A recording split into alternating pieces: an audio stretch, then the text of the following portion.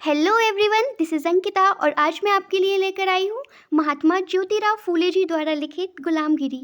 यह पुस्तक भारतीय समाज में जातिगत असमानता और ब्राह्मणवादी वर्चस्व पर प्रकाश डालती है। तो बिना देरी किए मैं पढ़ती हूँ इसकी प्रस्तावना।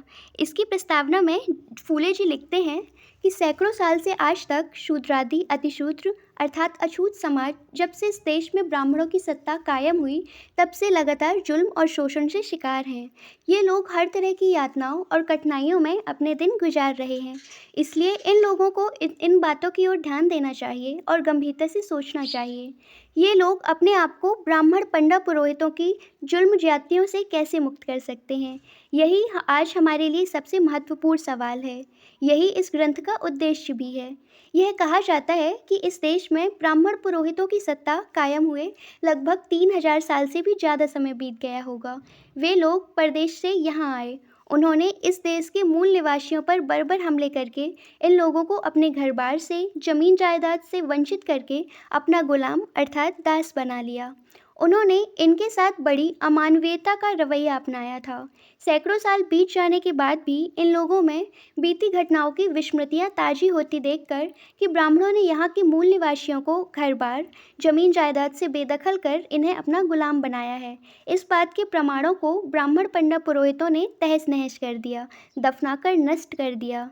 उन ब्राह्मणों ने अपना प्रभाव, अपना वर्चस्व इन लोगों के दिलो दिमाग पर कायम रखने के लिए, ताकि उनकी स्वार्थ पूर्ति होती रहे, कई तरह के हथकंडे अपनाए और वे भी इसमें कामयाब भी होते रहे। चूँकि उस समय ये लोग सत्ता की दृष्टि से पहले ही पराधीन हुए थे और बाद में ब्राह्मण पंडा पुरोहितों ने उन्हें ज्ञानहीन, बुद्धिहीन बना दिया था, जिसका परिणाम यह हुआ कि ब्राह्मण पंडा पुरोहितों के दांव पेच, उनकी जालसाजी इनमें से किसी के भी ध्यान में नहीं आ सकी। ब्राह्मण पुरोहितों ने इन पर अपना वर्चस्व कायम करने के लिए इन्हें हमेशा हमेशा के लिए अपना गुलाम बनाकर रखने के लिए केवल अपने निजी हितों को ही मद्देनज़र रखकर एक से अधिक बनावटी ग्रंथों की रचना करके कामयाबी हासिल की। उन नकली ग्रंथों में उन्होंने यह दिखाने की पूरी कोशिश की कि उन्हें जो विशेष अधिकार प्राप्त हैं वे सब ईश्वर द्वारा प्रदत्त हैं। इस तरह का झूठा प्रचार उस समय के अनपढ़ लोगों में किया गया और उस समय के शूद्रादि अति शूद्रों में मानसिक गुलामी के बीज बोए गए। उन ग्रंथों में यह भी लिखा गया कि शूद्रों को अर्थात ब्रह्मा द्वारा पैदा करने का उद्देश्य बस इतना ही था कि शूद्रों को हमेशा हमेशा के लिए ब्राह्मण पुरोहितों की सेवा करने में ही लगे रहना चाहिए और ब्राह्मण पुरोहितों की मर्जी के खिलाफ कुछ भी नहीं करना चाहिए। मतलब तभी इन्हें ईश्वर प्राप्त होंगे और इनका जीवन सार्थक होगा। लेकिन अब इन ग्रंथों के बारे में कोई मामूली ढंग से भी सोचे कि यह बात कहाँ तक सही है। क्या वे सचमुच ईश्वर द्वारा प्रदत्त हैं तो उन्हें इसकी सच्चाई तुरंत समझ में आ जाएगी। लेकिन इस प्रकार के ग्रंथों से सर्वशक्तिमान सृष्टि का निर्माता जो परमेश्वर है, उसकी समान तत्ववादी दृष्टि को बड़ा गौरत्व प्राप्त हो गया है।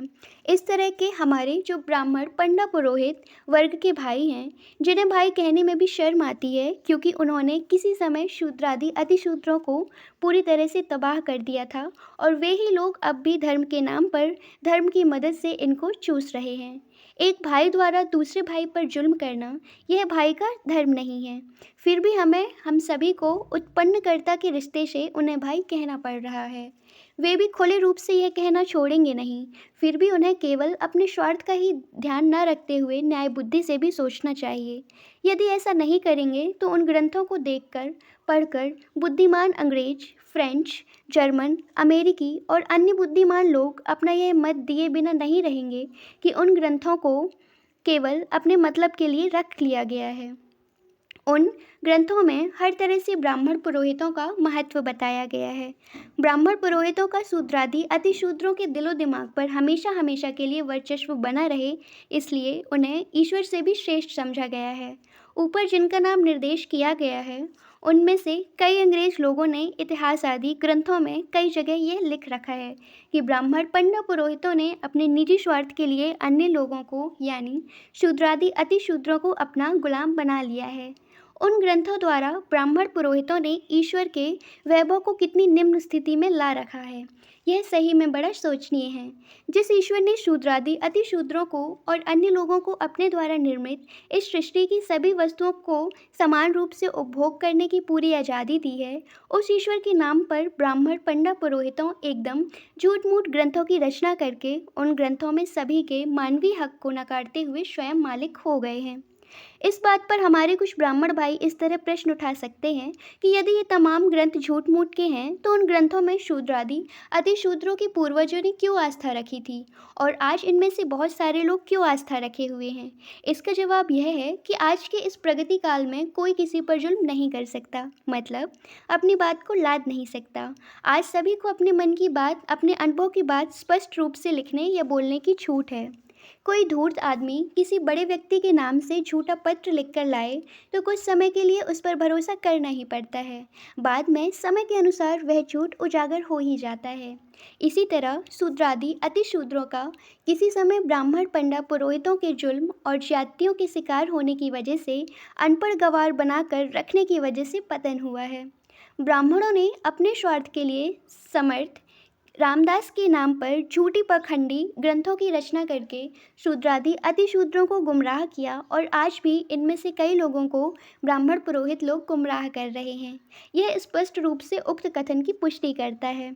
ब्राह्मण पंडा पुरोहित लोग अपने पेट पालने के लिए अपने पाखंडी ग्रंथों द्वारा जगह जगह बार बार अज्ञानी शूद्रों को उपदेश देते रहे, जिसकी वजह से उनके दिलो दिमाग में ब्राह्मणों के प्रति पूज्य बुद्धि उत्पन्न होती रही। इन लोगों को उन्होंने अर्थात ब्राह्मणों ने इनके मन में ईश्वर के प्रति जो भावना है वही भावना अपने को समर्पित करने के लिए मजबूर किया। यह कोई साधारण या मामूली अन्याय नहीं है। इसके लिए इन्हें ईश्वर के जवाब देना होगा। ब्राह्मणों के उपदेशों का प्रभाव अधिकांश अज्ञानी शूद्र लोगों के दिलो दिमाग पर इस तरह से जड़ जमाए हुए हैं कि अमेरिका के काले गुलामों की तरह जिन दुष्ट लोगों ने हमें गुलाम बनाकर रखा है, उनसे लड़कर आज़ाद होने की बजाय जो हमें आज़ादी दे रहे हैं, उन लोगों के विरुद्ध फिजूल कमर कसकर लड़ने के लिए तैयार हुए हैं। यह भी एक बड़े आश्चर्य की बात है कि हम लोगों पर जो कोई उपकार कर रहे हैं उनसे कहना कि हम पर उपकार मत करो, फिलहाल हम जिस स्थिति में हैं वही स्थिति ठीक है। यही कहकर हम शांत नहीं होते बल्कि उनसे झगड़ने के लिए भी तैयार रहते हैं। यह गलत है। वास्तव में हमको गुलामी से मुक्त करने वाले जो लोग हैं उनको हमें आज़ाद कराने से कुछ हित होता है ऐसा भी नहीं है, बल्कि उन्हें अपने ही लोगों में से सैकड़ों लोगों की बलि चढ़ानी पड़ती है। उन्हें बड़ी बड़ी जोखिमें उठाकर अपनी जान पर भी खतरा खेलना पड़ता है। अब उनका इस तरह से दूसरों के हितों का रक्षण करने के लिए अगुवाई करने का उद्देश्य क्या होना चाहिए? यदि इस संबंध में हमने गहराई से सोचा तो हमारी समझ में आएगा कि हर मनुष्य को आज़ाद होना चाहिए। यही उसकी बुनियादी ज़रूरत है। जब व्यक्ति आज़ाद होता है तब उसे अपने मन के भावों और विचारों को स्पष्ट रूप से दूसरों के सामने प्रकट करने का मौका मिलता है। लेकिन जब से आज़ादी नहीं होती तब वह वही महत्वपूर्ण विचार जनहित में होने के बावजूद दूसरों के सामने प्रकट नहीं कर पाता और समय गुजर जाने के बाद वे सभी लुप्त हो जाते हैं। आज़ाद होने से मनुष्य अपने सभी मानवीय अधिकार प्राप्त कर लेता है और असीम आनंद का अनुभव करता है।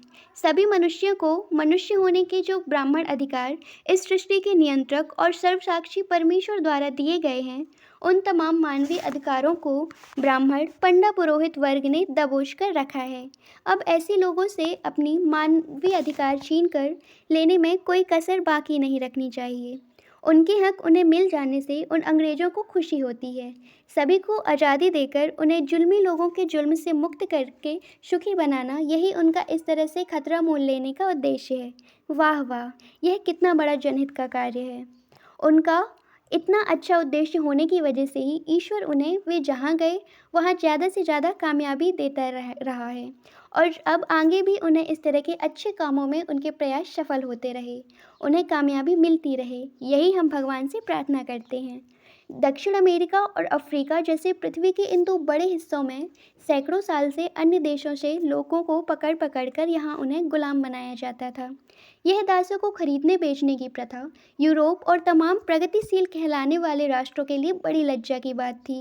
उस कलंक को दूर करने के लिए अंग्रेज, अमेरिकी आदि उदार लोगों ने बड़ी बड़ी लड़ाइयाँ लड़कर अपने नुकसान की बात तो दरकिनार, उन्होंने अपनी जान की परवाह नहीं की और गुलामों की मुक्ति के लिए लड़ते रहे। यह गुलामी प्रथा कई सालों से चली आ रही थी। इस अमानवीय गुलामी प्रथा को समूल नष्ट कर देने के लिए असंख्य गुलामों को उनके परम प्रिय माता पिता से, भाई बहनों से, बीवी बच्चों से, दोस्त मित्रों से जुदा कर देने की वजह से जो यातनाएं सहनी पड़ी, उससे उन्हें मुक्त करने के लिए उन्होंने संघर्ष किया। उन्होंने जो गुलाम एक दूसरे से जुदा कर दिए गए थे, उन्हें एक दूसरे के साथ मिला दिया गया। वाह, अमेरिका आदि सदाचारी लोगों ने कितना अच्छा काम किया है। यदि आज उन्हें इस गरीब अनाथ गुलामों की बदतर स्थिति देखकर दया न आई होती, तो ये गरीब बेचारे अपने प्रियजनों से मिलने की इच्छा मन ही मन में रखकर मर गए होते। दूसरी बात, उन गुलामों को पकड़कर लाने वाले दुष्ट लोग उन्हें क्या अच्छी तरह रखते भी थे या नहीं? नहीं नहीं।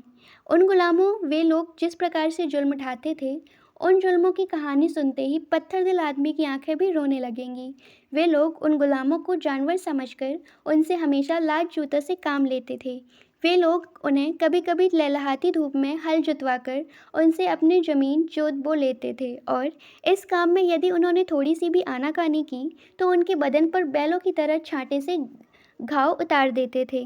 इतना होने पर भी क्या वे उन्हें खान पान की अच्छी व्यवस्था करते होंगे? इस बारे में तो कहना ही क्या।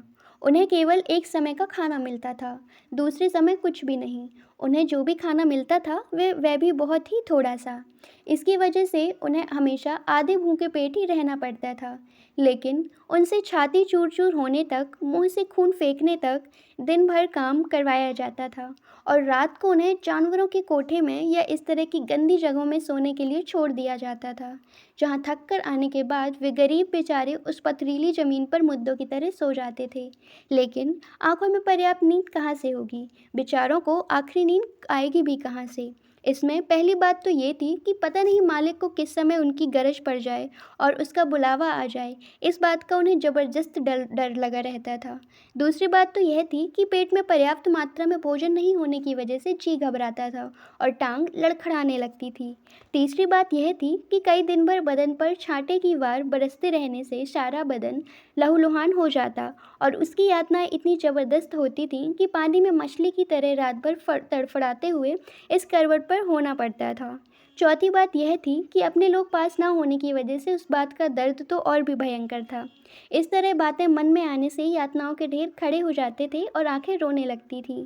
वे बेचारे भगवान से दुआ मांगते थे कि हे भगवान, अब भी तुझको हम पर दया नहीं आती, तू अब हम पर रहम कर। अब हम इन यातनाओं को बर्दाश्त करने के लिए भी काबिल नहीं रहे हैं। अब हमारी जान भी निकल जाए तो अच्छा ही होगा। इस तरह की यातनाएं सहते सहते, इस तरह से सोचते सोचते ही सारी रात गुजर जाती थी। उन लोगों को जिस जिस प्रकार की पीड़ाओं को, यातनाओं को सहना पड़ा, उनको यदि एक एक करके कहा जाए तो भाषा और साहित्य के शोक रस के शब्द भी फीके पड़ जाएंगे। इसमें कोई संदेह नहीं। तात्पर्य, अमेरिकी लोगों ने आज सैकड़ों साल से चली आ रही इस गुलामी की अमानवीय परंपरा को समाप्त करके गरीब लोगों को उन चंड लोगों के जुल्म से मुक्त करके उन्हें पूरी तरीके से सुख की ज़िंदगी बख्शी है। इन बातों को जानकर शूद्रादि अतिशूद्रों को अन्य लोगों की तुलना में बहुत ही ज़्यादा खुशी होगी, क्योंकि गुलामी की अवस्था में गुलाम लोगों को, गुलाम जातियों को कितनी यातनाएं बर्दाश्त करनी पड़ती हैं, इसे स्वयं अनुभव किए बिना अंदाज करना नामुमकिन है। जो सहता है वही जानता है। अब उन गुलामों में और इन गुलामों में फ़र्क इतना ही होगा कि पहले प्रकार के गुलामों को ब्राह्मण पुरोहितों ने अपने बर्बर हमलों से पराजित करके गुलाम बनाया था और दूसरे प्रकार के गुलामों को दुष्ट लोगों ने एकाएक जुल्म करके गुलाम बनाया था। शेष बातों में उनकी स्थिति समान है।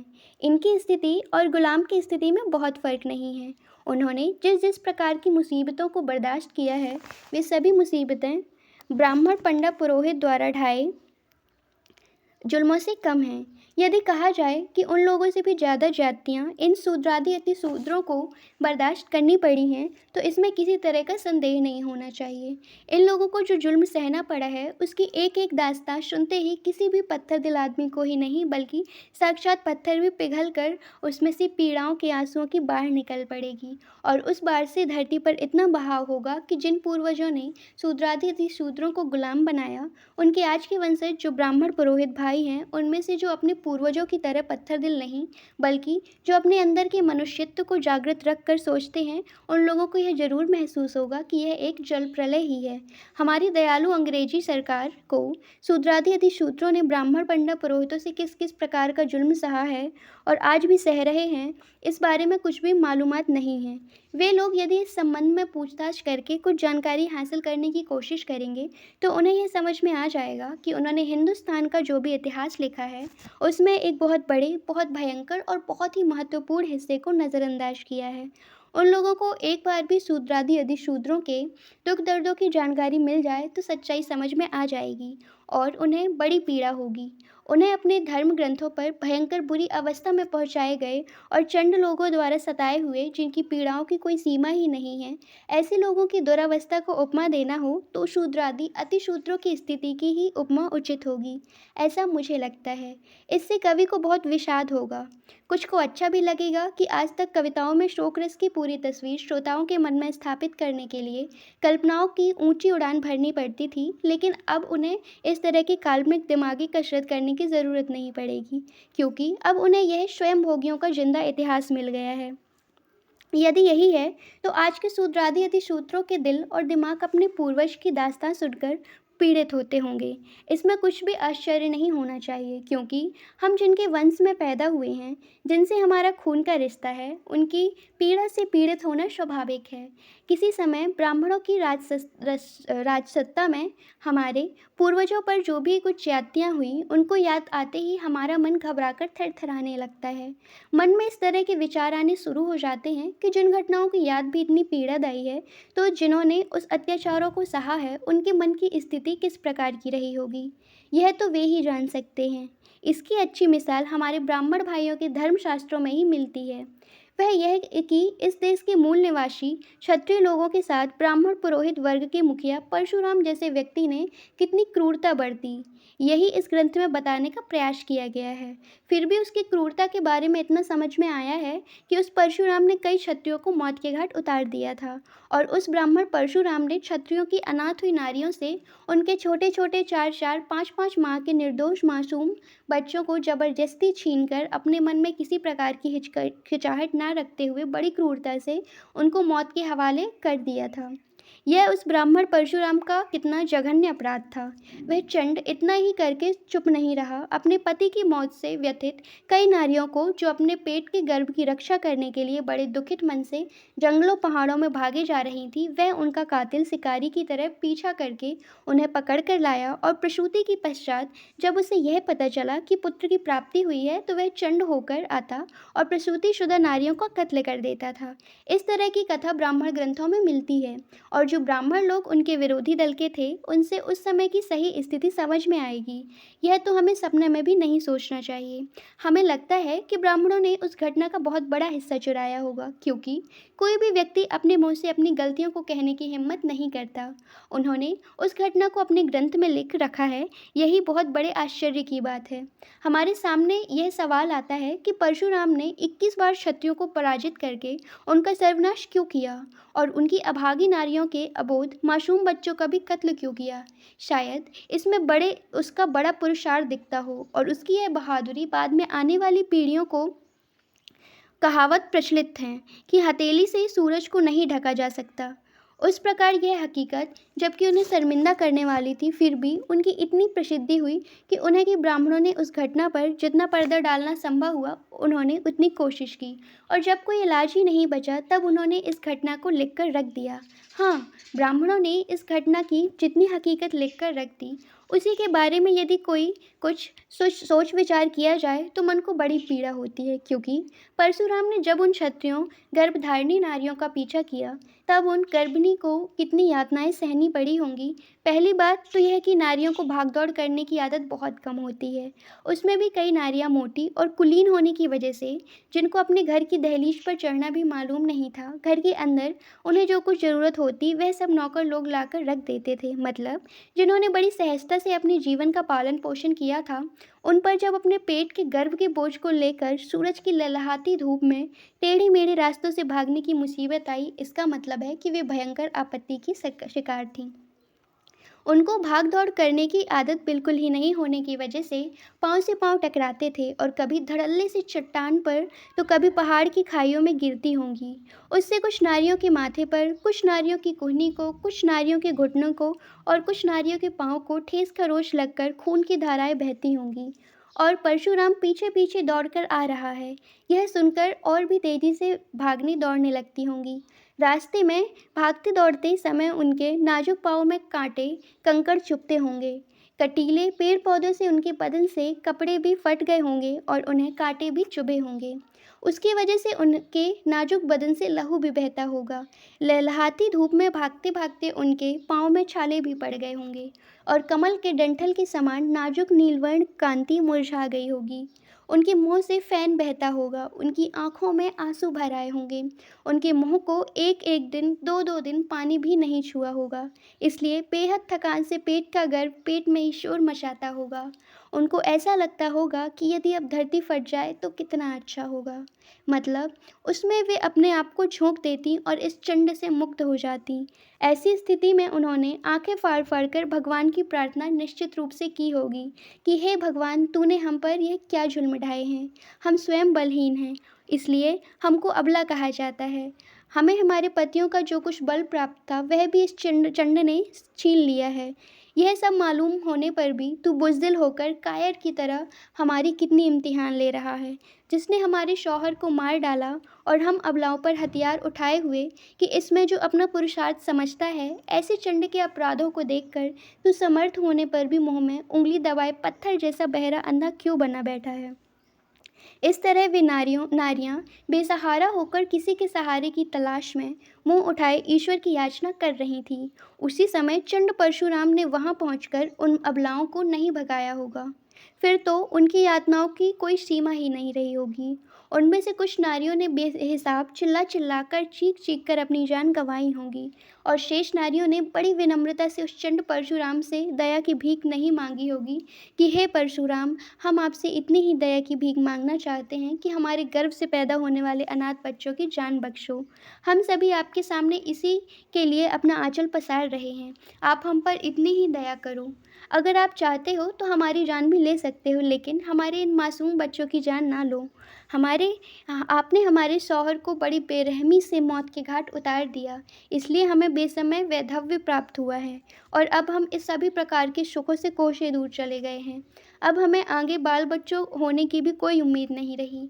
अब हमारा सारा ध्यान इन बच्चों की ओर लगा हुआ है। अब हमें इतना ही सुख चाहिए। हमारे सुख की आशा स्वरूप हमारे ये जो मासूम बच्चे हैं, उनको भी जान से मार कर हमें आपको हमें आप क्यों तड़पाना देखना चाहते हो। हम आपसे इतनी ही भीख मांगते हैं। वैसे तो हम आपके धर्म की ही संतान हैं, किसी भी तरह से क्यों ना हो, आप हम पर रहम कीजिए। इतने करुणापूर्ण भावपूर्ण शब्दों से उस चंड परशुराम का दिल कुछ ना कुछ तो पिघल जाना चाहिए था, लेकिन आखिर पत्थर पत्थर ही साबित हुआ। वह उन्हें प्रसूत हुए देखकर उनसे उनके नवजात शिशु छीनने लगा। तब यह उन नवजात शिशुओं की रक्षा के लिए उन पर आंधी गिर पड़ी होगी और गर्दन उठाकर कह रही होगी कि हे परशुराम, आपको यदि इन नवजात शिशुओं की ही जान लेनी है तो सबसे पहले यही बेहतर होगा कि हमारे सिर काट लो। फिर हमारे पश्चात आपको जो करना चाहे सो कर लो, किंतु हमारी आंखों के सामने हमारे उन नन्हे मुन्ने बच्चों की जान ना लो। लेकिन कहते हैं ना, कुत्ते की दुम टेढ़ी की टेढ़ी ही रहती है। उसने उनकी एक भी न सुनी। यह कितनी नीचता उन नारियों को गोद में खेल रहे और नवजात शिशुओं की ज़बरदस्ती छीन लिया गया होगा। तब उन्हें जो यातनाएं हुई होंगी, जो मानसिक पीड़ाएं हुई होंगी, उस स्थिति को शब्दों में व्यक्त करने के लिए हमारे हाथ की कलम थरथराने लगती है। खैर, उस जल्लाद ने उन नवजात शिशुओं की जान उनकी माताओं की आंखों के सामने ली होगी। उस समय कुछ माताओं ने अपनी छाती को पीटना, बालों को नोचना और ज़मीन को कुदेरना शुरू किया होगा। उन्होंने अपने ही हाथ से अपने मुंह में मिट्टी के डले ठूस ठूस कर अपनी जान भी गंवा दी होगी। कुछ माताएं पुत्र शोक में बेहोश होकर गिर पड़ी होंगी, उनके होश आवास भूल गए होंगे। कुछ माताएं पुत्र शोक के मारे पागल सी हो गई होंगी। हाय मेरा बच्चा, हाय मेरा बच्चा करते करते दर दर गांव गांव जंगल जंगल भटकती होंगी। लेकिन इस तरह सारी हकीकत हमें ब्राह्मण पुरोहितों से मिल सकेंगी, यह उम्मीद लगाए रखना फिजूल की बातें हैं। इस तरह ब्राह्मण पुरोहितों के पूर्वज अधिकारी परशुराम ने सैकड़ों क्षत्रियों की जान से मानकर उनके बीवी बच्चों के भयंकर बुरे हाल किए, और उसी को आज के ब्राह्मणों ने शूद्रादि अतिशूद्रों का सर्वशक्तिमान परमेश्वर, सारी सृष्टि का निर्माता कहने के लिए कहा है। यह कितने बड़े आश्चर्य की बात है। परशुराम के पश्चात ब्राह्मणों ने इन्हें कम परेशान ना किया होगा। उन्होंने अपनी ओर से जितना सताया जा सकता है उतना सताने में कोई कसर बाकी छोड़ी नहीं होगी। उन्होंने घृणा से इन लोगों में से अधिकांश लोगों के भयंकर बुरे हाल किए। इन्होंने उनमें से कुछ लोगों को इमारतों भवनों की नींव में जिंदा गाड़ देने में भी कोई आनाकानी नहीं की। इस बारे में इस ग्रंथ में लिखा गया है। उन्होंने इन लोगों को इतना नीच समझा था कि किसी समय कोई शूद्र नदी के किनारे अपने कपड़े धो रहा हो और इत्तेफाक से वहाँ यदि कोई ब्राह्मण आ जाए तो उस शूद्र को अपने सभी कपड़े समेट कर बहुत दूर, जहाँ से ब्राह्मण के तन पर पानी का एक मामूली कतरा भी पड़ने की कोई संभावना ना हो, ऐसे पानी के बहाव के नीचे की जगह पर जाकर अपने कपड़े धोने पड़ते थे।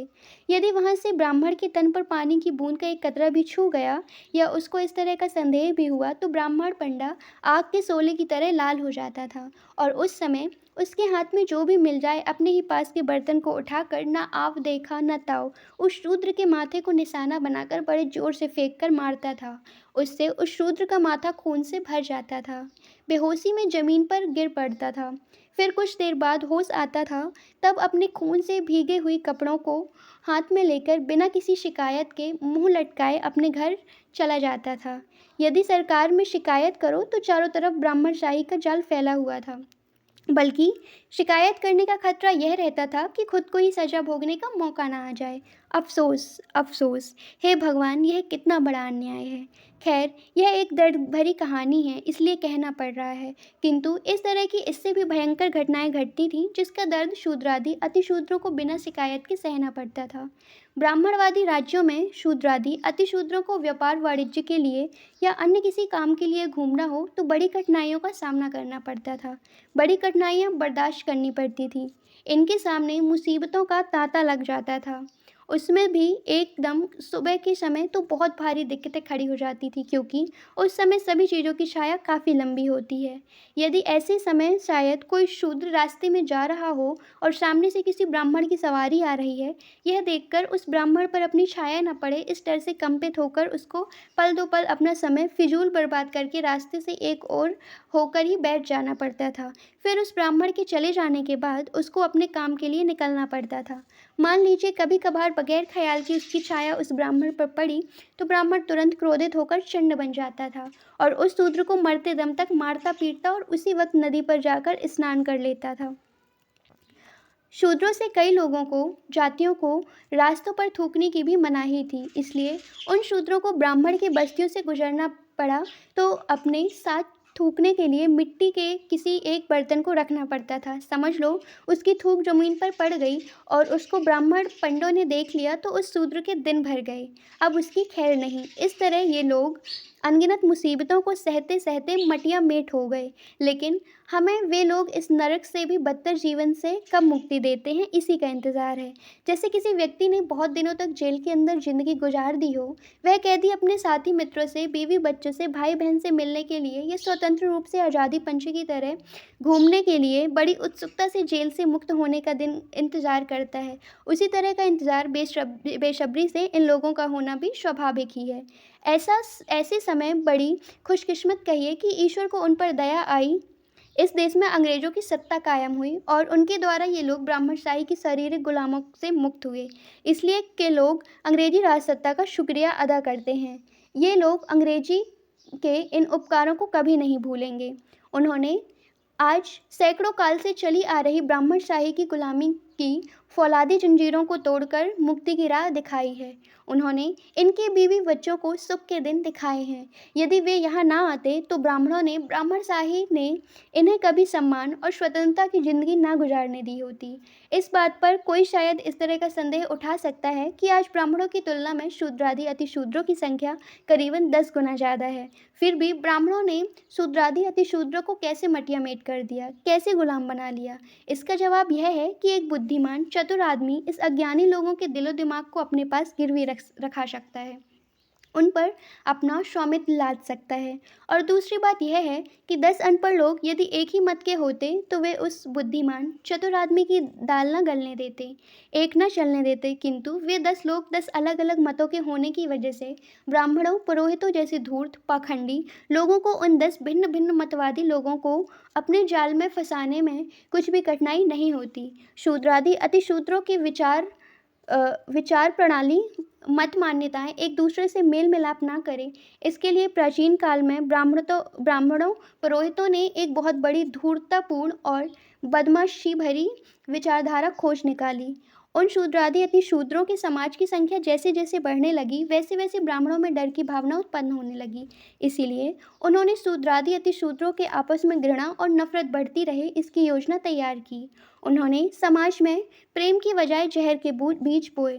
इसमें उनकी चाल यह थी कि यदि शूद्रादि अतिशूद्र आपस में लड़ते झगड़ते रहेंगे तब कहीं यहाँ अपने टिके रहने की बुनियाद मजबूत रहेगी और हमेशा हमेशा के लिए उन्हें अपना गुलाम बनाकर बगैर मेहनत के उनके पसीने से प्राप्त कमाई पर बिना किसी रोक टोक की गुलछर्रे उड़ाने का मौका मिलेगा।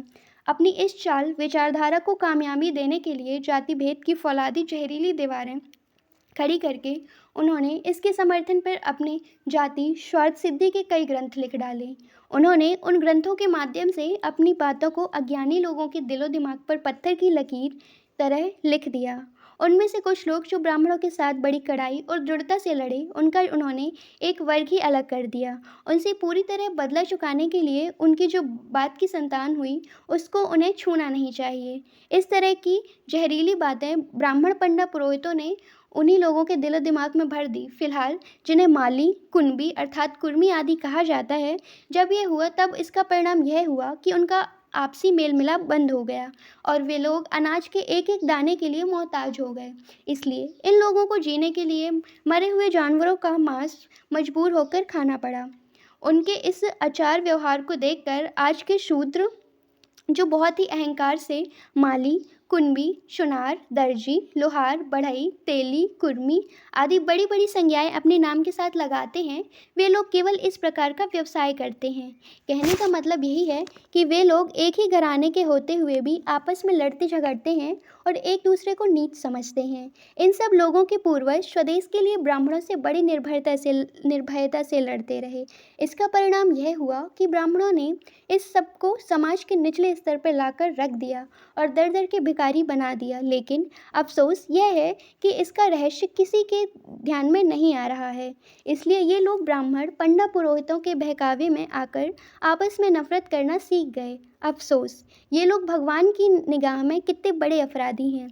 इन सब का आपस में इतना बड़ा नज़दीकी संबंध होने पर भी किसी त्यौहार पर ये उनके दरवाजे पर पका पकाया भोजन मांगने के लिए आते हैं तो वे लोग इनको नफरत की निगाह से ही नहीं देखते, कभी कभी तो डंडा लेकर इन्हें मारने के लिए भी दौड़ते हैं। खैर, इस तरह जिन जिन लोगों ने ब्राह्मण पंडा पुरोहितों से जिस तरह से संघर्ष किया, उन्होंने उसके अनुसार जातियों में बांटकर एक तरह से सजा सुना दी और जातियों का दिखावटी आधार देकर सभी को पूरी तरह से गुलाम बना लिया। ब्राह्मण पंडा पुरोहित तो सब में सर्वश्रेष्ठ और सर्वाधिकार संपन्न हो गए।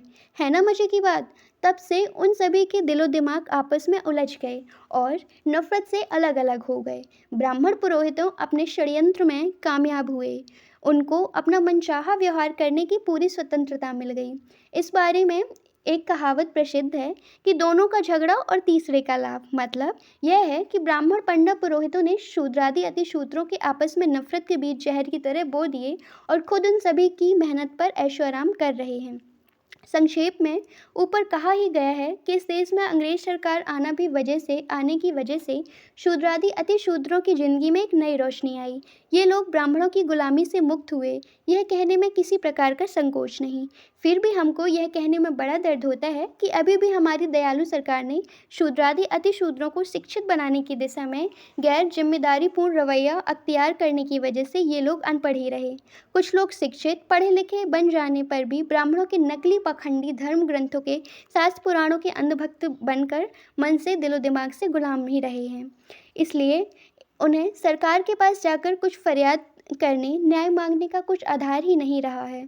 ब्राह्मण पंडित पुरोहितों लोग अंग्रेज सरकार और अन्य सभी जाति के लोगों के पारिवारिक और सरकारी कामों में कितना लूट घसोट करते हैं, गुलछर्रे उड़ाते हैं, इस बात की ओर हमारी अंग्रेजी सरकार का अभी तक कोई ध्यान नहीं गया है। इसलिए हम चाहते हैं कि अंग्रेज सरकार को सभी जनों के प्रति समानता का भाव रखना चाहिए और उन तमाम बातों की ओर ध्यान देना चाहिए जिससे शूद्रादि अति शूद्र समाज के लोग ब्राह्मणों की मानसिक गुलामी से मुक्त हो सके।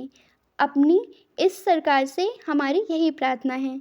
इस किताब को लिखते समय मेरे मित्र विनायक राव, बापूजी भंडारकर और राजन लिंगू ने मुझे जो उत्साह दिया, इसके लिए मैं उन्हें बहुत बहुत धन्यवाद देता हूँ। ज्योतिराव गोविंदराव फूले।